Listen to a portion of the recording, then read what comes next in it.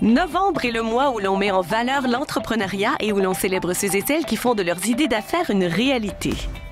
Et pour cet épisode, nous avons décidé de vous présenter 2 diplômés universitaires inspirants dont la mission est d'accompagner des entrepreneuses et entrepreneurs. Bienvenue à Au-delà du diplôme. Offert grâce à notre partenaire TD Assurance, ce balado est une présentation du Bureau des diplômés de l'Université du Québec à Trois-Rivières. À l'aube de ses 30 ans, Véronique Buisson quitte un emploi stable pour une aventure de 8 mois en Australie et en Asie. Cette expérience lui révèle son désir profond de revenir à Shawinigan pour donner un sens à sa vie. Issue d'une famille d'entrepreneurs, elle reprend ses études et obtient un AEC en démarrage et gestion d'entreprise, ce qui donne naissance à La Philanthrope, une entreprise centrée sur l'humain. Maintenant directrice de la communauté entrepreneuriale de Shawinigan, Véronique, forte de 25 ans d'expérience en communication et en gestion, demeure passionnée par l'art de tisser des liens et d'accompagner les autres. Issue d'une famille d'entrepreneurs, Maxime Montmigny est conseiller en entrepreneuriat au CEI, le carrefour d'entrepreneuriat et d'innovation de l'UQTR. Avec 18 ans d'expérience en développement économique, dont 2 en tant qu'entrepreneur dans le secteur financier, il a exploré diverses facettes de l'entrepreneuriat. Maxime a développé une expertise en développement des affaires, en gestion de la croissance et en accompagnement de promoteurs dans différents secteurs. Passionné par l'éducation, il a également enseigné les notions de démarrage d'entreprise pendant plus de 6 ans, transmettant ainsi son savoir aux futurs entrepreneurs et contribuant à leur succès. Écoutons notre duo nous présenter leur parcours respectif. Une belle rencontre de 2 diplômés du QTR en direct du Centre d'entrepreneuriat Alphonse Desjardins de Shawinigan, un lieu unique et un vaste écosystème de services au démarrage et la croissance des entreprises. Véronique Buisson, je suis content parce qu'on va se connaître, j'imagine, parce que je le souhaite. Puis, ce qui est drôle, c'est qu'on se croisait souvent dans les événements. Bonjour, bonjour, bonjour. Là, maintenant, je pense qu'on va vraiment se connaître beaucoup plus. Fait que je suis vraiment très heureux, très sincèrement, qu'on puisse prendre du temps aujourd'hui pour se poser des questions sur notre passé entrepreneurial, sur notre vie, peu importe. Fait que vraiment, je trouve que c'est une belle opportunité qu'on a aujourd'hui. Vraiment une belle opportunité, puis je trouve ça drôle parce que tu dis, on s'est croisés dans nos emplois, 5 à 7, tout ça, mais on s'est même croisés, je pense, plus qu'on pense à l'Université du Québec à Trois-Rivières pendant nos études. Mais raison. Encore là, salut, peut-être... mais c'est pas une salle de classe qu'on s'est croisés, c'est la chasse-galerie, on pourra en revenir plus tard. On pourrait en revenir avec plaisir. Mais justement, parle-moi donc un petit peu de tes études, de ton parcours au niveau de tes études que tu as eues à l'UQTR qui fait que tu es rendue la personne que tu es aujourd'hui. J'ai été diplômée en 2001 du bac en communication sociale. En fait, j'ai commencé assez rapidement à travailler dans ce domaine-là, sans nécessairement avoir vraiment envie de le faire aussi rapidement. Là. Je t'explique parce que on dirait que quand j'ai sorti de l'université, je savais pas exactement ce que j'allais faire comme communicatrice sociale. Et comme bien du monde.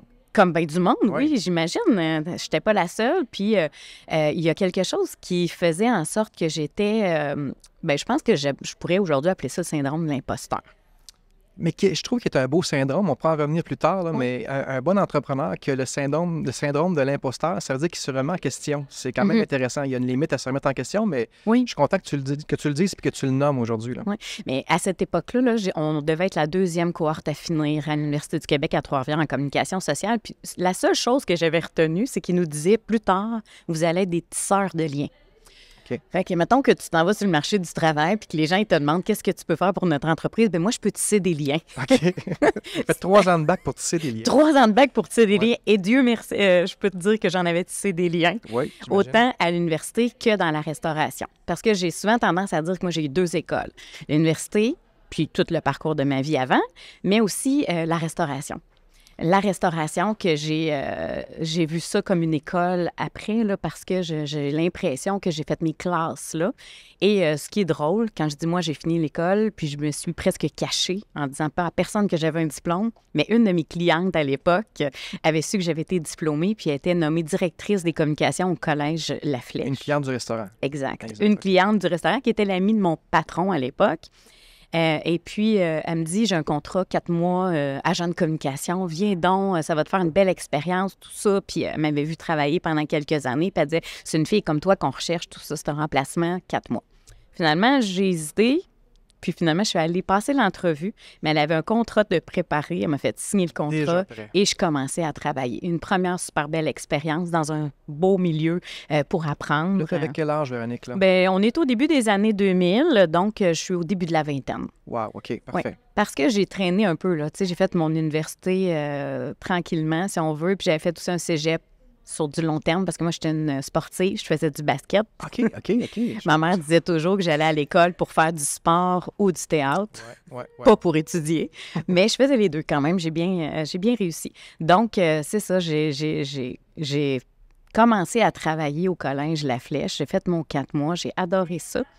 Et après 4 mois, je devais aller dans un dîner de communicateurs. Je t'explique ça parce que je trouve que ça me représente comme parcours. Vas-y, Les opportunités se sont présentées à moi parce que j'aurais souvent pris des petits raccourcis ou des chemins où j'aurais eu tendance à fuir, si on veut, là. Mais après mon 4 mois, je suis allée dans un dîner de communicateurs, un regroupement, et on devait présenter un outil de communication à cette époque-là, un outil qui était comme utile, tout ça, que les gens avaient pratiqué puis ils voulaient partager la bonne nouvelle. Et moi, j'arrive au dîner puis je me présente comme un outil de communication. Véronique Buisson, disponible à l'emploi. Je viens de terminer mon contrat et tout. Et le téléphone a sonné le lendemain. Quelqu'un des ressources humaines avait été contacté à l'Agence de santé des services sociaux.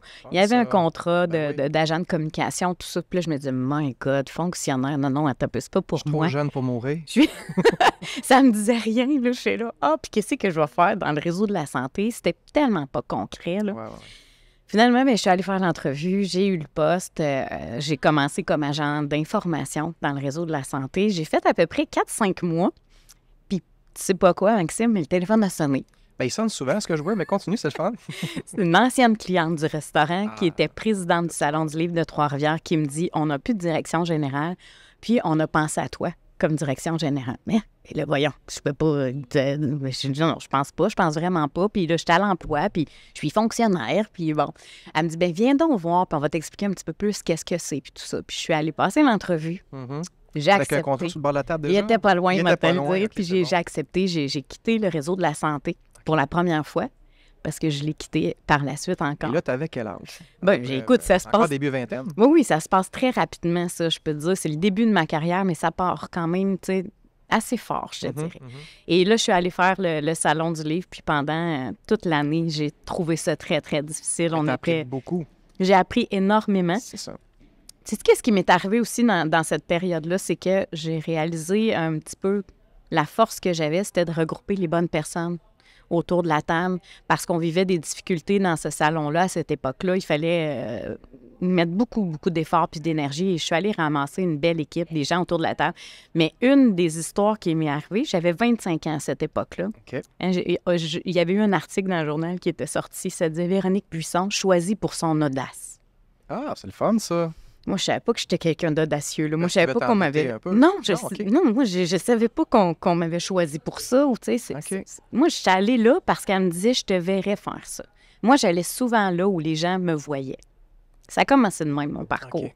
Et une grande leçon d'humilité. Je suis dans mon nouvel emploi et à un moment donné, une femme se présente, puis on est dans une problématique, puis on dit comment on va régler tout ça. Puis la femme a dit, bon, on va commencer par aller chercher une vraie directrice générale. Ah, ben c'est bien. C'est encourageant. Très encourageant. Et là, moi, là, ouais, c'est le moi je suis là, je suis devant. Et là, je me souviens de m'être dit, bon, cette femme-là, elle me connaît pas. Elle a peut-être raison. Elle a peut-être pas raison. Mais moi, je sais que je suis là avec des super de bonnes intentions.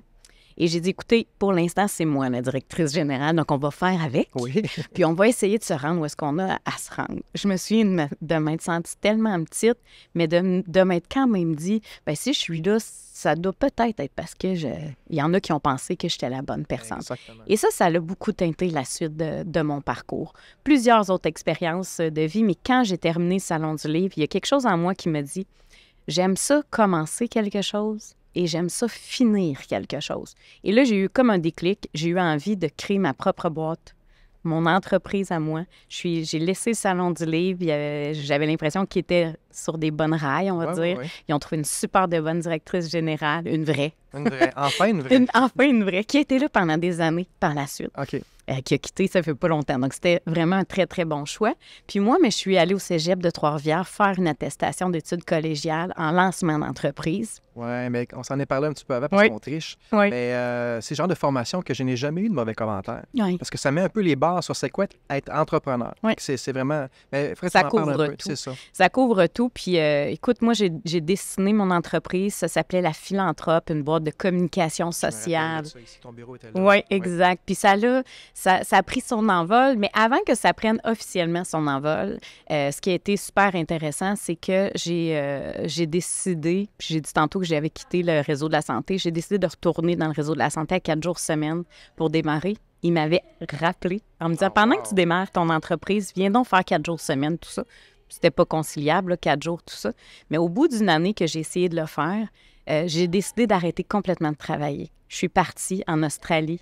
J'avais envie d'aller explorer autre chose. J'allais avoir 29 ans, tout près de la trentaine. Et je me suis dit, est-ce que ça se peut que moi, il y a juste une chose que je sais faire dans la vie, c'est travailler? Et là, j'avais atteint une espèce de petit écœur en titre. Et de me dire, bon, là, moi, je voudrais peut-être réfléchir à est-ce que je prends les bonnes décisions dans ma vie? Est-ce que je vais trop souvent là où les gens veulent que j'aille? Est-ce qu'il y a peut-être des choses que je pourrais faire autrement? L'Australie a changé ma vie. Ah, wow! C'est Oui. fun, ça. Oui, ça a été extraordinaire. C'est vraiment le fun, ça. Puis au niveau de ton implication, là, tu me parles vraiment de ton volet entrepreneurial, que tu as démarré les choses, puis ça, mais es-tu beaucoup impliqué dans ton milieu, par des conseils d'administration, par... Ah oui, par absolument. Oui, en fait, on parle de réseau de contacts ou, tu sais, de saisir des opportunités. J'ai été là aussi choyée de me retrouver sur des conseils d'administration intéressants où est-ce que moi, ça faisait du sens. Par la suite, là, dans ma vie, j'ai vraiment compris qu'il fallait que j'aille là où le sens résonnait pour moi. J'ai siégé sur des conseils d'administration au niveau de la culture, du théâtre. Ça me parlait énormément. J'ai siégé sur des conseils d'administration de regroupement de gens d'affaires. J'ai adoré ça aussi. Collège d'enseignement privé, c'est pas un collège, mais c'est le séminaire Sainte-Marie. J'ai siégé sur le séminaire Sainte-Marie. J'ai siégé sur des conseils d'administration de comités, de projets que j'ai créés. Par exemple, on organisait des marchés de Noël. Pendant plusieurs années, on organisait des marchés de Noël. Donc, partout où est-ce que j'ai siégé, ça m'a aussi fait connaître. Hein, quand tu es en affaires, tu dois te faire connaître. Puis tu es issu aussi d'une famille d'entrepreneurs. Ton père et ta mère étaient entrepreneurs, donc, tu sais, pour toi, le réseau de contact, tu étais souvent la fille d'eux pendant des années. Absolument. J'ai été la fille de Bill Buisson à Shawinigan-Sud et de Diane Parent. Salut, mon Bill. Donc, vraiment, oui, 2 familles d'entrepreneurs qui ont été mes premiers modèles, je te dirais, de porter une attention particulière aux gens. Moi, je me rappelle, mon père, on allait à l'épicerie puis il regardait les gens dans les yeux, puis tout le monde salue Bill, puis ça prenait des heures. Aujourd'hui, mon fils de 14 ans doit dire... Il vit le même supplice. Il vit là. Et tu dois un peu savoir de quoi je parle. Toi aussi, tu es un fils d'entrepreneur. Oui, mais on va en reparler plus tard. Oui, OK. On ne brûle pas d'étapes. Puis actuellement, dans le fond, ton travail consiste en quoi? Actuellement, mon travail consiste en faire la promotion de l'entrepreneuriat. Je suis directrice de la communauté entrepreneuriale de Shawinigan depuis 1 an et demi. Je fais comme si c'est surpris, mais je le savais, OK? Oui. Et là, c'est ça. En fait, c'est un organisme à but non lucratif qui a été fondé officiellement en 2016, mais qui est né en 2009 d'une concertation de partenaires qui se sont dit à la suite de fermeture d'usines à Shawinigan, tout ça, qu'on a senti un peu venir la crise, parce qu'on devait vivre une transformation. Grandes usines partent, moins d'emplois. On était habitué à une culture, on va dire, de boîte à lunch. Oui. Et là, en 2009, on s'est dit, et si on développait le goût d'entreprendre sur notre territoire pour faire en sorte que notre population se sente capable d'entreprendre?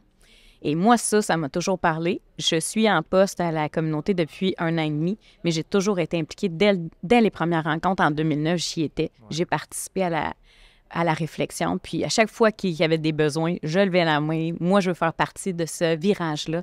Je veux travailler à développer l'économie de notre territoire. Puis je veux aussi faire en sorte que, comme moi, j'étais partie de Shawinigan et j'ai eu envie de revenir. Comme beaucoup de gens font. comme beaucoup de gens font. Et j'avais envie de montrer aux gens que moi, je voyais du potentiel dans ma région et j'avais envie de le promouvoir, ce potentiel-là. Quand je suis allée en Australie, là, je vivais à Brisbane. Il y avait une rivière qui traversait la ville de Brisbane. Puis je me disais, on n'a rien à envier à l'Australie. Oui, c'est ça. Mais on a la même rivière. On a un potentiel extraordinaire. Puis moi, j'avais envie de faire partie de cette aventure-là. Et depuis un an, je travaille avec les partenaires de notre territoire à poursuivre on va dire, ce développement de culture. Puis on s'assure que tous ceux qui ont envie d'entreprendre puissent le faire sur notre territoire.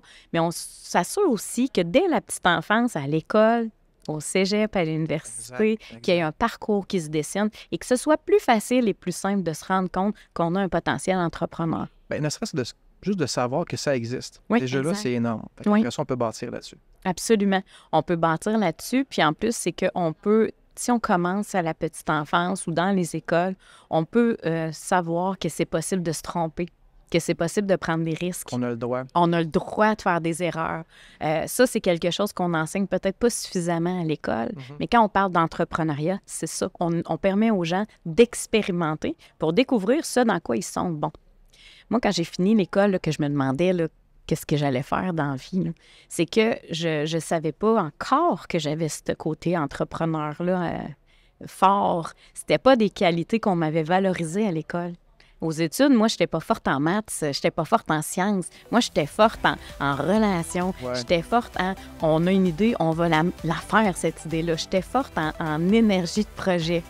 Mais ça, personne ne m'avait dit ça. C'est des plus belles qualités d'un entrepreneur, tu sais, d'être capable de le faire. Là.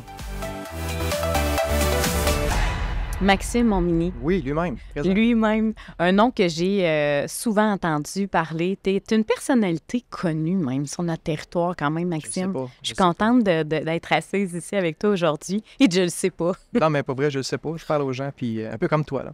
Oui, mais c'est un nom qui circule d'avoir beaucoup en entrepreneuriat ces temps-ci. Comment tu es arrivé dans ce parcours-là? Bien, la question est bonne parce que je n'étais pas du tout destiné à être dans ce milieu-là, comme le 95% des gens, je te dirais. Au départ, moi, j'ai commencé en ingénierie. Fait que j'ai fait 2 ans et demi en génie mécanique à l'université jusqu'à temps qu'il y ait un professeur qui m'explique que je n'avais pas la perception de 3 dimensions. Donc, ça, c'est un peu comme une personne qui est électricien, qui est daltonien. Ça va être compliqué ta vie. Puis en même temps, pour être bien franc, j'aimais pas ça. OK. Fait que à la pause, je suis parti, je suis allé au registraire et j'ai vraiment changé pour finance. Fait que j'arrive chez moi à midi, fait que là, j'ai mes parents, bien finalement, j'ai changé l'ingénierie puis je m'en vais en finance. Et mon père était content. Il disait enfin dans la famille parce que je suis le plus jeune de 4. Parce que mon père était en business dans le domaine des services financiers. Fait qu'il dit enfin, ça va me faire une relève pour plus tard, puis il était très content. Donc, là, je fais mon cours en finance que j'ai adoré, j'ai trouvé ça vraiment agréable, puis ça a bien été. Donc là, après ça, j'ai commencé un peu à travailler dans le domaine des services financiers, mais pour une autre organisation et non pas avec mon père directement parce qu'on s'est dit, il faut pas que tu prennes mes faux plis, tu vas aller voir un petit peu ailleurs comment ça fonctionne, puis après ça, on pourra travailler ensemble. Je trouvais que l'idée était très bonne. Fait que 2 ans et demi, 3 ans à mon compte dans une autre organisation, mais il y avait tout le temps quelque chose à faire en arrière qui ne fonctionnait pas, notamment au niveau du stress. Parce que quand tu es entrepreneur, tolérance au stress, c'est une qualité que tu dois avoir. Et puis moi, je me suis rendu compte que je n'avais pas cette fameuse tolérance au stress-là. Puis, d'un commun accord, puis la discussion a vraiment duré 2 minutes top chrono avec mon père en me disant, c'est lui qui a pris un peu les devants en disant, Maxime, je pense que tu n'es pas bien dans ça pour telle et telle et telle raison, puis il avait vu tellement juste, puis à la limite, c'est une délivrance qu'il me donnait. Fait qu'il a dit, écoute, Maxime, il dit, tu sais, c'est pas plus grave que ça, là. Fait que ça s'est vraiment réglé en 2 minutes, puis il n'y a eu aucun froid, loin de là, tu sais. Fait que c'est un peu ça. Donc après ça, ce qui est arrivé, c'est que je me suis redirigé, donc je travaillais pour les institutions financières pendant 1 an et demi, mais c'était un carcan beaucoup trop serré pour moi. Puis après ça, j'ai travaillé plus avec une organisation qui est en lien avec des entrepreneurs. Alors là, j'ai eu du plaisir. Poser des questions, parce que j'ai tout le temps été quelqu'un de curieux, un peu comme toi. Ouais. Poser des questions, souvent les gens me disent, tu poses bien des questions, c'est parce que ça m'intéresse ce que tu fais. Mon père m'a tout le temps dit, ma mère aussi, qu'on apprend plus à poser des questions qu'à parler. Puis c'est vrai. Donc, c'est ça. Fait que là, finalement, j'ai joué dans ce film-là. Après ça, j'ai joué pour différentes équipes dans le domaine du développement économique. J'étais chez IDE à Trois-Rivières, j'étais à la coopérative de développement régional de la Mauricie, dans le temps, Mauricie-Centre du Québec, vraiment au niveau des coopératives, pour l'École des entrepreneurs. Puis là, maintenant, je suis rendu à l'université. Donc, j'ai vraiment un rôle de conseiller auprès des étudiants du bac, de la maîtrise et du doc. Ce qui fait que j'étais avec une clientèle super allumée, super motivée, tu sais, puis déjà un peu plus vieille, ça a 21, 22, 23 ans, ça a vécu des expériences. Ils ont déjà un background académique qui est super intéressant. Fait que ça a été vraiment... Ça fait 3 ans, dans le fond, que je suis là, puis je trouve ça vraiment agréable d'être avec une clientèle allumée pour leur poser des questions, les challenger, les brasser souvent, parce que ton idée, tu l'as, mais il faut que tu te fasses challenger. Fait que c'est ça, dans le fond, que je fais depuis un bout de temps. Puis je me verrais pas faire autre chose parce que tout simplement, je ne sais pas faire autre chose. J'ai de la misère à planter un clou. Fait que, tu sais, je veux dire, je peux pas réinventer, là. Fait que c'est vraiment dans ce domaine-là. Puis je me suis développé aussi au fil des années, parce que ça fait quand même 18-19 ans que je suis là-dedans, un réseau de contacts d'entrepreneurs.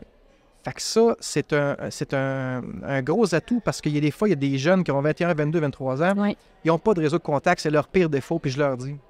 Fait que des fois, moi, quand je vois qu'ils sont C'est leur allumés, pire défaut, puis en même temps, comme tu dis, ben c'est normal. c'est hein. tout à fait Fait normal. que toi, ton bagage leur permet justement d'accélérer peut-être ce réseau de contacts-là. Exactement. Puis tu sais, souvent, mon réseau de contacts, c'est comme un précieux, là. Oui. On donne pas ça à n'importe qui. Donc, quand j'ai des étudiants qui sont allumés, je leur dis, là, tu es allumé, je te trouve bon, je te trouve bonne, je te donne un réseau de contacts, appelle Robert. Mais tu sais, pas fais-moi pas honte, c'est pas ça, mais tu sais, sache que tu sais, je donne pas ça à tout le monde. Puis ça va tout le temps bien. Ouais. Ces choses-là. Fait que c'est vraiment, j'ai le plus beau métier du monde parce que je suis en lien avec des gens motivés, allumés, agréables. Bref, c'est vraiment le fun. C'est bon, j'aime ça ce que tu dis par rapport à ton réseau de contacts. Ouais. Bon, c'est un précieux, tout ça, mais c'est quelque chose que tu as cultivé, que tu as développé sans nécessairement t'en rendre compte. Pas du tout. Il s'est construit au fur et à mesure de tes expériences. Ben, tu sais, j'ai un peu comme toi, j'ai tout le temps aimé ça, aller vers les gens, leur Ouais. parler, puis les questionner. Tu sais. Fait que déjà là, c'est facile d'entrer en relation avec les gens. J'ai eu des emplois étudiants, c'est niaiseux, là, mais je travaillais à la SAQ. Oui. Fait que je sais pas combien de personnes qui m'ont dit ton visage me dit quelque chose. Fait que je travaillais à la SAQ. Ah oui, c'est ça. Fait que là, ça passe souvent comme ça. J'ai travaillé à la chasse-galerie à l'université. Ta face me dit quelque chose. Ben, chasse-galerie. Ah oui, je me rappelle. Oui. Puis en même temps, ben, tu sais, je suis, comme tantôt je le disais, je suis le plus jeune de 4. Fait que souvent, je suis le frère de David, de Carl, d'Anouk, ou le gars de Claude ou d'Angèle. Tu sais, je veux dire, c'est tout ça aussi qui fait que des fois, c'est plus facile d'entrer en relation avec les gens. Puis c'est ça. Quand tu t'intéresses aux gens, on dirait que c'est même pas un travail, c'est agréable, c'est drôle, c'est le fun. Oui, parce que j'imagine que des fois, au départ, quand on le fait, on se rend pas compte qu'on est en train de le du tout. construire. C'est ça. Pas du Puis tout. finalement, c'est des réflexes, c'est Ben une façon oui. d'être. Puis les sports aussi, tu sais, Oui. être dans une équipe sportive, que tu je sais pas combien de personnes, ben tu sais, ça aussi, tu développes un réseau, tu sais. Oui. Puis les gens que j'ai pas vus depuis 25-30 ans, quand on se voit, les gens ne changent pas, tu sais. On reste le même petit Maxime qui jouait au hockey, puis oui, Bantam, tu sais, puis que dans la chambre, c'est un clown, puis que ben, aujourd'hui, j'ai pas nécessairement changé, tu sais. Fait que c'est ça, tu sais. Concrètement, Maxime, le CEI, Oui. ton rôle actuel, c'est quoi exactement? Ben moi, je suis là, j'aime ça dire des fois que je suis impitoyable et bienveillant. C'est que je suis là, dans le fond, pour aider les étudiants à voir plus clair dans leur projet. Je suis pas là pour leur dire ton projet est bon, pas bon, parce que des fois, on me pose la question. Ils me parlent de leur projet, puis c'est une bonne idée. Je n'ai aucunement la prétention de dire que c'est bon ou pas bon. Puis souvent, la rencontre commence parce qu'ils arrivent avec un plan d'affaires, puis ils veulent me le montrer, puis je le mets de côté. Je dis ton plan d'affaires ne m'intéresse pas. Ouais. Parle-moi de toi. Qui es-tu? D'où tu viens? Qu'est-ce qui te fait triper dans la vie? Qu'est-ce qui fait que tu t'en vas en entrepreneuriat alors qu'en 2024, il y a des centaines d'employeurs qui te veulent avec ton bac en finance dans les institutions financières? Qu'est-ce qui fait que tu prends le chemin qui est beaucoup plus compliqué, moins payant? Tu sais, il n'y a aucun avantage. Puis je fais exprès, tu sais, pour leur mettre ça vraiment en noir. Puis même des fois, ils pleurent, tu sais. Fait que, mais c'est Impitoyable. impitoyable. C'est mon petit côté impitoyable. Fait que c'est là que je veux vraiment gratter à savoir c'est quoi ta motivation d'être entrepreneur. Parce que là, à la télévision, dans les médias, on met ça rose et beau, c'est un parcours extraordinaire, mais il y a un parcours du combattant souvent qu'on parle moins, tu sais. Fait que ça, je leur explique un peu c'est quoi, puis c'est quoi les grandes qualités qui vont faire que ça, tu es un bon entrepreneur, tu sais. Oui. Maintenant, ben, si le chapeau leur fait, ils le mettent, le fameux chapeau. Puis je reviens tantôt en disant que j'ai une clientèle hyper allumée.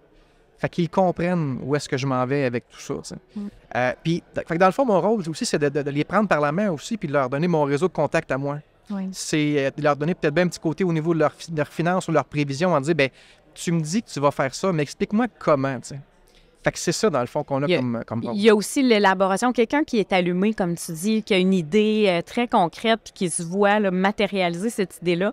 Est-ce que vous allez jusqu'à élaborer le plan d'affaires avec eux? Non, on fait pas ça. On fait pas ça parce qu'il y en a d'autres Vous allez font. les orienter. On les oriente. Puis en même temps, le plan d'affaires, c'est la première barrière à dire, es-tu capable de te débrouiller avec ça? Tu sais, une personne qui ne sait pas c'est quoi un actif et un passif, je ne prendrais pas une demi-heure pour lui expliquer. Je veux dire, il y a YouTube, il y a Internet, il y a plein de choses. C'est un entrepreneur, tu vas avoir toujours à te débrouiller la plupart du temps seul ou avoir un réseau de contacts de gens qui ont des compétences que tu n'as pas. Puis si tu penses être entrepreneur et être bon dans tout, ça ne fonctionnera pas. Ouais. Entoure-toi de gens qui sont compétents, là, ça va fonctionner. Fait qu'on n'est pas là pour faire ça, mais on est là pour les diriger, exemple, au niveau du financement. Vers quelle organisation ton projet, le type de projet que tu as, vers quelle organisation il serait intéressé à s'asseoir avec toi puis de discuter au niveau du financement, comment on peut s'arranger. C'est ça, dans le fond, que je fais. Donc, je leur fais sauver du temps Oui.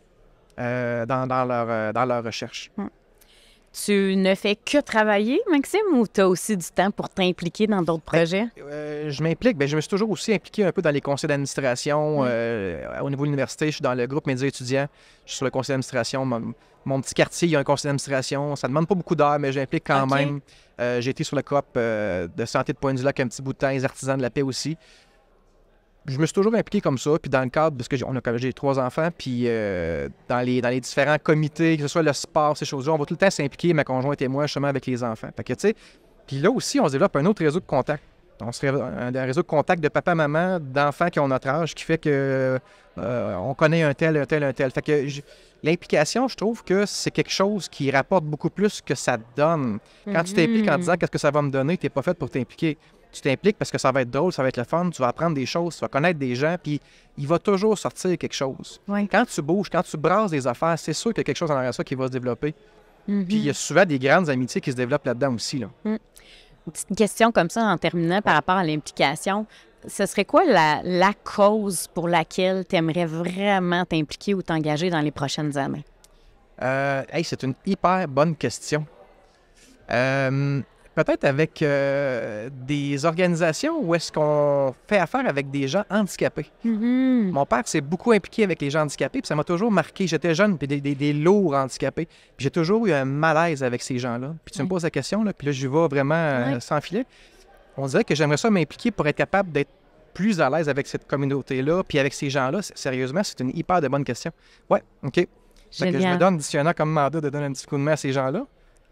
Génial. Il y a de la place pour ça. Ben oui, j'imagine. Prenons une courte pause pour écouter une capsule de notre partenaire TD Assurance qui nous explique comment profiter de tous les avantages TD offerts à l'UQTR. Et au retour, on discute des joies et défis, trucs et conseils liés à l'entrepreneuriat. Saviez-vous qu'en tant que diplômé, étudiant ou employé de l'UQTR, vous avez accès à des tarifs d'assurance préférentiels pour votre assurance habitation pour propriétaire, copropriétaire ou locataire, ainsi que pour votre assurance auto? Ces tarifs préférentiels sont offerts par l'entremise du programme TD Assurance Meloche Monex. Chef de file de l'assurance à réponse directe au Canada, TD Assurance offre des produits d'assurance de qualité depuis plus de 65 ans. En tout temps, vous avez accès à des conseillers avisés qui vous aideront à trouver des options qui vous conviennent. Il existe plusieurs moyens d'économiser sur vos assurances auto et habitation. Par exemple, en regroupant vos assurances auto et habitation, en assurant plus d'un véhicule, y compris une motocyclette, un VTT ou une motoneige, en étant propriétaire d'un véhicule hybride ou électrique reconnu par le Bureau d'assurance du Canada, en ayant une alarme d'incendie ou une alarme anti-vol connectée, et plus encore. Obtenez une soumission dès aujourd'hui en visitant le tdassurance.com/UQTR pour les diplômés ou en composant le 1-866-293-9730. De retour au balado Au-delà du diplôme avec Véronique Buisson, directrice de la communauté entrepreneuriale de Shawinigan, et Maxime Aumini du Carrefour d'entrepreneuriat et d'innovation de l'UQTR. Véronique, si j'avais à te poser la question si le réseau de contacts, c'est important, j'imagine que tu vas me dire oui, mais explique-moi pourquoi c'est si important pour toi. Le réseau de contacts, ça fait partie de mon... ça nourrit ma clientèle d'entrepreneurs. Ça a été ça, vraiment, le bouche à oreille, qui tu connais, ça a fait vraiment partie.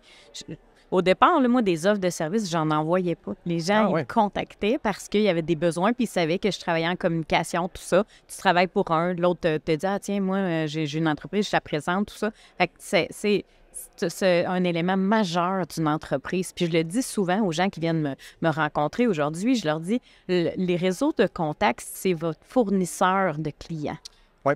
C'est vraiment, et c'est important. On vit dans une petite ville, nous, c'est Shawinigan. La Mauricie, Trois-Rivières c'est est pareil. Trois-Rivières, Trois-Rivières c'est est pareil. pareil. C'est petit, donc on se fait référer, on fait parler de nous. Et c'est comme ça. Les gens veulent te voir, veulent savoir à qui ils font affaire. Il y a une notion de confiance. Donc, quand tu crées des liens avec les gens, quand tu crées cette confiance-là avec les gens, bien après, ils ont tendance à vouloir te référer. Donc, c'est essentiel, c'est primordial. Puis moi, j'ai été longtemps que je savais pas que je faisais ça, un réseau de contacts, je savais pas. Je savais que j'étais une tisseuse de liens. Oui, mais tu as fait un bac là-dedans. J'ai fait un bac là-dedans, moi. Je savais que j'étais une tisseuse de liens, mais je savais pas l'impact de ce tissage de liens-là et que ça allait devenir vraiment une force incroyable dans mon entreprise. Bien, moi, je te dirais qu'à l'université, au CEI, c'est le principal boulet que les étudiants ont. C'est que leur réseau de contacts n'est pas développé, puis ils n'ont pas toujours le réflexe. Ils se disent, bien, parce que je suis bon dans un domaine, les gens vont venir me voir. Mais tu sais, dans une entreprise, c'est pas nécessairement le meilleur qui réussit le plus. C'est souvent celui qui a des compétences, oui, mais qui a le réseau de contacts qui vient avec. Oui. Fait que souvent, des fois, je leur dis, bien, ton projet est super intéressant, mais tu n'es pas prêt à le démarrer là parce que ton réseau n'est pas assez fort. Je leur dis, là, candidement, tu n'as pas de crédibilité. Ouais. C'est pas méchamment, c'est que tu n'as pas de personnes qui vont te pousser, qui vont te donner cette fameuse crédibilité-là à ton projet. Même si tu l'es, même si tu es travaillant, même si tu es ultra compétent. C'est vrai. Puis c'est ça qui m'amène souvent à leur dire, implique-toi. C'est le fun d'avoir 4.3 sur 4.3 de moyenne. Tant mieux, je suis jaloux, tant mieux. Mais implique-toi dans des comités de jeux du commerce, de jeux de la com. Oui. Implique-toi dans le carnaval étudiant. Implique-toi peu importe où, mais il faut que tu connaisses des choses. Il faut que tu saches comment ça fonctionne, le conseil d'administration, avant que tu termines ton bac. Oui. Puis j'ajouterais, oui, peut-être peu importe où, mais selon tes intérêts aussi. Ah, bien ça, c'est clair. Tu sais, puis des fois, je vois des gens qui veulent développer leur réseau de contacts, puis là, ça paraît que c'est forcé un peu. Ouais. Tu sais, ils vont dans des chambres de commerce, puis là, ils se promènent avec des cartes, puis là, ils distribuent leurs cartes. Ils sont drôles quand on les voit arriver, les autres. Ils sont drôles. Parce que, au fond, c'est que quand je disais, tu le fais de façon naturelle, intéresse-toi, tu l'as dit toi aussi, intéresse-toi, sois curieux. Qu'est-ce qu'ils font les gens? Puis éventuellement, tu vas trouver le moyen de trouver une affinité ou correspondre à quelque chose, puis le lien va être fait, le réseau va être attaché. Ouais. Mais forcer, là, le réseau de contact, peut-être pas toujours. Ben, c'est de là, des fois, dans les 30 premières minutes, je leur dis, ben, c'est quoi tes passions? Tu tripes sur les échecs, ben, implique-toi sur le conseil d'administration des jeux d'échecs du Québec, je dis n'importe quoi. Là, mais vas-y voir un peu, parce que vous allez avoir un langage commun, vous allez avoir une passion commune. Oui, c'est ça. Après ça, c'est plus facile. T'sais. Oui. Mais tu sais, moi, je me rappelle quand j'étais à l'université, je m'étais impliqué au niveau de l'AGE. Oui. Donc, je me suis ramassé du jour au lendemain vice-président de l'AGE avec différents mandats. Puis, tu sais, c'est une association étudiante. Tu sais, c'est tous des jeunes de 20, 21, 22 ans qui essayent des choses, qui pensent avoir la vérité infuse que je pensais avoir en me disant je vais leur montrer comment ça marche. Puis finalement, tu te rends compte que tu connais absolument rien. Tu sais pas comment ça fonctionne le conseil d'administration. Puis tu te mets à essayer des choses qui ne peuvent pas fonctionner. J'ai même démarré dans le temps le 10-12 Néré-Beauchemin. Ben voyons. Puis moi, je suis pas un organisateur dans la vie. J'ai eu le mandat d'organiser ça, puis d'aller acheter un système de son de je sais pas combien de milliers de dollars que je connaissais pas. On s'est fait avoir. Bref, un paquet de problèmes qui fait que ça a fait que j'ai comme appris après ça à dire, bien, quand tu as un projet, entoure-toi de gens compétents qui connaissent ça. Oui. Mais quand tu connais personne, c'est difficile. Fait que c'est pour ça que ton réseau de contacts, d'un matin, je vais me partir un projet X, je le sais que je connais quelqu'un ou par personne interposée, il va pouvoir m'appeler pour dire, Maxime, fais ça, ça, ça ou ça. Fait que ça, c'est vraiment... Fait que je leur dis, impliquez-vous, impliquez-vous, impliquez-vous. On fait beaucoup de tournées de classe. Puis je leur dis en troisième année, qui s'implique ici? Puis il y en a peu. Je me dis, mais si vous voulez avoir des opportunités, c'est pas qu'est-ce que tu connais, c'est vraiment qui tu connais. C'est pas moi qui l'ai inventé. Mais il faut le rappeler aux gens en disant, essayez d'ouvrir vos horizons. T'sais. Puis c'est drôle parce que j'imagine que même quand tu poses la question aux jeunes, est-ce que tu t'impliques? Ça se peut que, moi, quand j'étais jeune, à l'université, tu m'aurais posé la question, j'aurais même pas pensé à te dire, ah, mais moi, je fais de la radio scolaire. Je faisais de la radio scolaire à l'université. C'est extraordinaire, ça. Puis, mais je le faisais parce que j'aimais ça, parce que j'apprenais ça, mais dans le fond, j'étais impliquée. J'avais oublié, mais je faisais de la radio scolaire et j'adorais ça. Ça aussi, c'était une école pour moi. Je tripais faire ça. On le faisait en équipe. Je préparais des entrevues. Le matin, j'arrivais avec des petites nouvelles croustillantes. Je trouvais ça génial. Puis on avait développé un concept d'émission. Et tu vois, moi, pendant ma carrière, après, j'ai fait des projets de télé, des projets de radio. Ça l'a là aussi. C'est quelque chose qui t'intéresserait à faire, ça? Bien, ça m'intéresse énormément. Okay. Et j'en ai produit. J'ai produit une émission pendant 6 ans qui s'appelait Grand V. Ah, OK. Qui était une émission télé, web, radio, ici à Shawinigan. Et j'ai adoré ça. Ça m'a intéressée. Ça m'intéresse encore. J'ai récemment fait une émission aussi qui s'appelait Au-delà de la mort. Ah, ouais. balado, Ode à la mort. C'était vraiment un super de beau projet. J'adore ça. Mais je savais pas, moi, à l'université, que c'était quelque chose qui allait aussi teinter, influencer mon implication aussi à l'UQTR, les jeux de la communication. Ah, oui. Comme Exact. participante. Ben oui, ben oui. Ça aussi, j'ai fait des projets de radio. J'ai adoré ça, d'improvisation. Puis une année, j'ai fait le sport. Fait que tout ça, ça fait... puis embarquer dans ces projets-là. Moi, je le dirais aux étudiants. Il doit y avoir des gens que tu croises des fois à l'épicerie ou dans la rue, puis tu fais comme, ben, nous, on s'est connus dans ça. Absolument. Fait que c'est ça, c'est que faut juste... Ma grand-mère disait que la plus belle fille du monde va toujours rester célibataire dans sa cuisine. Puis c'est ça. Fait que, sors de chez vous, là, puis il va se passer Ta des choses. grand-mère disait ça. Elle en disait plein d'affaires. Mais, tu sais, je veux dire, il faut créer des opportunités. Oui. Puis quand je leur parle, là, exemple, il y a un party que tu n'as pas le goût d'y aller, vas-y quand même. Il y a une activité, il y a un colloque, vas-y quand même. Puis avec mes enfants, c'est la même chose. Oui. Vas-y, ose te mettre dans une situation un peu délicate, puis c'est clair qu'il va sortir des choses vraiment incroyables là-dedans. Fait que, tu sais, moi, mon réseau, c'est comme ça que je l'ai fait, en me mettant dans des situations en danger. Oui. Puis quand tu te mets souvent en danger, il y a un temps que tu te sens plus en danger. C'est Tu vrai. t'en vas juste en disant, ça va être le fun, ça va être drôle. C'est ça. Puis il y a des fois où est-ce qu'on perd notre temps royalement, puis tu reviens en auto, puis tu te dis, mon Dieu, j'ai perdu 3 heures. Si c'était plate.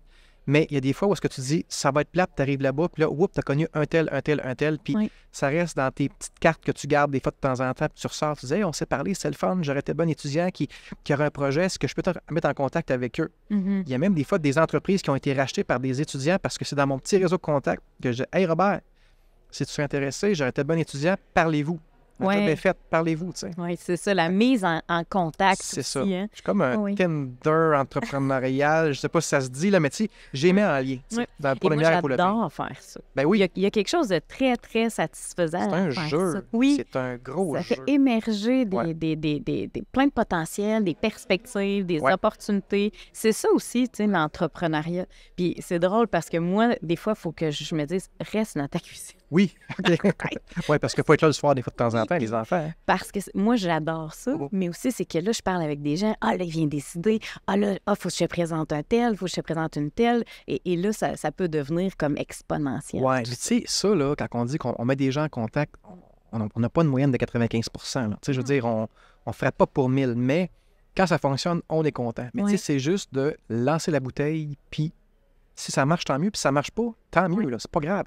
Mais tu as fait vivre une expérience à une autre personne. Ils se sont connus, maintenant, c'est rendu pas des best buddies, mais ils se connaissent bien, ils savent qu'est-ce qu'ils font, puis tout ça. Là, Ce que j'adore aussi, dans l'exemple que tu donnais juste avant, tu dis, moi, je présente Robert, un étudiant rachète sa business, tout ça. Ce modèle-là, actuellement, il est hyper important parce que le reprenariat, c'est un élément majeur de l'économie actuelle. Si j'avais 21, 22 ans, là, je ne serais pas une start-up. Ben oui, peut-être, là, si j'ai vraiment une belle opportunité, mais j'irais pas mal plus voir des Robert de ce monde pour leur dire bonjour Robert, tu as une belle entreprise, j'aimerais ça peut-être bien un jour faire comme toi. Tu sais, ça peut pas arriver de manière arrogante en disant peut-être que je pourrais être ta possible relève. Oui. Il y a des étudiants, des fois, qui viennent me voir et qui veulent démarrer une entreprise. Fait que là, ton entreprise, ça existe déjà. Ils font oui. Mais pourquoi tu ne rachètes pas? Ah, mais là, j'y vois penser. Fait que avant que tu me le dises, l'argent n'est pas nécessairement au rendez-vous. Ouais, c'est ça. En 2024, l'argent, c'est pas le problème numéro 1. Oui. En 1984, c'était le problème numéro 1 parce que le propriétaire voulait un chèque parce qu'il y avait plein de monde qui voulait l'acheter. Mais maintenant, il y a des gens qui ferment boutique parce qu'ils n'ont pas de relève entrepreneuriale. Donc là, le gros bout du bâton a comme changé de bord. Oui. Fait que ça, c'est des opportunités. Quand on dit qu'on est entrepreneur, on est opportuniste, mais ça en fait partie des opportunités. Mm-hmm. Donc, saisis-la. Fait que là, j'y vois penser, puis là, ils sont comme toutes mal. Fait que là, ravale cette pilule-là, on va se rasseoir. Puis la journée où est-ce que tu vas aller plus loin, on pourra avoir des stratégies pour aller cogner aux portes. Puis pour pas que non plus tu passes pour la personne en disant « je viens t'acheter mais je suis la personne, je suis la possible relève. Parce que c'est une réalité de la vie, il y a besoin d'une relève un jour. Oui. Puis cette relève-là vient cogner à la porte avec un bac en administration ou avec un bac en ingénierie ou avec un bac en communication. Mm-hmm. Rendu là, tu sais, c'est des belles opportunités. Et puis quand t'es en bas de 35 ans au Québec, il y a beaucoup de financement pour le concept de reprenariat. Puis souvent, c'est le propriétaire aussi qui va te financer en bonne partie. Oui. Fait que là, essaie de me convaincre que c'est pas une idée, au moins de regarder le volet entrepreneuriat, le concept de reprise d'entreprise. Et on parle de contact et tout, là, le Centre de transfert entreprises du Québec, qui est un partenaire majeur. Oui, oui. Ça, qui peut aider. Puis il faut les référer là-bas. Oui. Eux, c'est leur mission d'aider les entrepreneurs à reprendre. On y voit ça. On commence à se connaître un peu plus. Tu dois avoir des belles histoires de QTR dans ton fond de tiroir. qui sont racontables que j'aimerais beaucoup entendre, s'il te plaît. Je t'écoute. Bien, comme tu le sais, Maxime, mon bac s'appelait Communication sociale. Ben oui, la tisseuse. Je pense qu'on était de toutes les activités. Moi, c'est des années extraordinaires, le bac en communication sociale, mes années là-bas. Puis l'anecdote, en fait, que je peux dire, c'est que la révélation que j'ai eue quand je suis arrivée dans les premières journées de mon bac, c'est de voir des bébites comme moi. Mhm. Des bébites sociales. Tu sais, salut, c'est quoi ton nom? Puis, tu sais, t'as vraiment là, l'envie de fêter, de vivre des moments ensemble, de triper. On allait à l'école. Oui, Hein? t'es inscrite. J'étais inscrite à l'école. J'allais aux cours. Je peux pas dire que j'ai manqué tous mes cours, tout ça. J'ai bien réussi quand même mon parcours. Mais dès que j'avais une chance, on se ramassait à la chasse-galerie, À la pause. à la hein. pause. C'était dur de tourner, hein? C'était très Oui. difficile retourner. Les premiers cours du matin, c'était difficile aussi, je me rappelle de ça. Le Néré-Beauchemin, le 10-12, je ne savais pas que tu étais un des premiers instigateurs à avoir fait vivre ça, mais moi, je peux dire que j'étais cliente. Ah oui, c'est bien, ben merci. C'était vraiment, vraiment une belle façon de célébrer. On sentait un sentiment d'appartenance à l'Université du Québec à Trois-Rivières, vraiment, la chasse-galerie. L'été, quand on pouvait commencer à aller dehors, Ben oui. je me rappelle de tout ça, cette espèce d'esprit-là de Puis, famille. il y avait des étudiants, mais il y avait aussi des professeurs qui venaient. Oui, Fait que, tu sais, oui. il y avait aussi des fois là, vraiment des super de bons échanges. Quand tu parles avec un professeur autour d'une bière, c'est différent que parler devant 35-40 personnes dans une classe, tu sais. Oui. Puis c'est souvent des discussions qui n'avaient pas rapport à la matière, mais qui avaient rapport justement au concept de quand tu vas finir ton bac, qu'est-ce que tu vas faire avec ça? Puis il nous posait la question, puis on trouvait la question bizarre. À cette heure-là, la question, je l'aime, puis je la pose. Fait que, Oui. peut-être parce que je vieillis, là, mais c'est ça, tu sais, veut dire que la chasse-galerie représente. Moi, j'avais l'impression que quand je rentrais là, tout était possible. Ouais, Non, mais c'est ça, la chasse-galerie, c'était un univers, c'était un monde. ouais. C'était ça. Je pense pas que tu rentrais là que tu te faisais juger. Tu étais là, puis... C'est une grosse cabane à sucre Ouais, qu'on c'est s'appelait à ça. dire. Ouais. Puis ce qui est super le fun, c'est que tu n'as pas juste des gens de com. Non, mais non. Tu sais, tu as des gens de tous les secteurs, donc avec toutes les attitudes que le volet scolaire amène. Tu sais. Ouais. Moi, j'ai été chanceux, j'ai travaillé à la chasse-galerie pendant 3 ou 4 ans. Mhm. Donc, tu sais, ma clientèle, c'était autant des gens en art qu'en administration. Fait que, tu sais, moi, j'étais en administration, en finance. J'avais des amis, mais j'avais pas mal plus d'amis, de clients qui n'achètent galerie parce que justement, c'était comme dans différents domaines. Tu sais. Mhm. Quand tu faisais ton doctorat en mathématiques, on dirait qu'il fallait que tu adaptes ton langage avec ces gens-là, puis c'était trippant. C'est ce que je fais encore aujourd'hui avec mes étudiants. Tu sais. Oui. Une petite anecdote qui est vraiment drôle. Moi, dans la vie, j'ai un idole, OK? C'est Fred Pellerin. Oui. Puis, il y avait une fois un spectacle, parce que les jeux du soir, il faut comprendre que c'était des bands rock qui venaient. Mhm. Donc, c'était une clientèle de gens qui avaient des bands rock qui voulaient voir ce soir-là. Et il y a un soir qu'on me dit, il y a un conteur qui vient. Fait que je suis comme, hey, un conteur, wow! Je sais pas ce qui va se passer. Y a-tu de la musique? Non, il vient conter des histoires. Puis je savais pas, mais c'était Fred Pellerin, qui était aucunement connu dans le temps. C'est son seul spectacle qui est fait à l'université en passant. Fait que là, Fred Pellerin, c'est un orateur incroyable, c'est un conteur incroyable. Je ne vais pas te convaincre de ça. Non. Mais il y avait la fâcheuse manière de parler pas fort pour que les gens soient vraiment attentifs. Je dis fâcheuse manière, mais c'est une qualité qu'il y avait. Assez qu'il a fallu qu'on ferme les compresseurs des réfrigérateurs. Ça faisait trop de bruit. Puis j'avais une sacoche avec du change dans le temps qu'on ne payait pas par la carte. Oui. Puis quand je fouillais pour mon change, les gens me regardaient et leur disaient « Tu fais bien du bruit ». Fait que là, ce que j'ai fait, j'ai tout mis mon change dans mon cabaret, ce qui fait que ça a été une soirée ultra payante. Parce que les gens de faisaient nouvelles comme stratégies. votant, parce que tu fais du bruit, fait que je ramassais ça. Hey, tu me rappelles, Maxime, que j'ai fait un cours de théâtre avec Fred Pellerin. Ah, ouais, OK. Parce que ces années-là, il était aux études, Mhm. Fred Pellerin. Puis on était dans un cours de théâtre. Moi, c'était un cours optionnel. OK. Et je me rappelle du moment où il a fait pour la première fois un conte avec sa guitare devant la classe et qu'on était tout le monde comme un peu sous le choc. On était comme, OK, lui, c'est une classe à part. Ouais, Ouais, c'est ça. Il y a un petit quelque chose que les autres n'ont pas, là. Oui, fait que j'ai choisi à ce moment-là de ne pas suivre ses traces. Je vais y laisser ça, il est bon.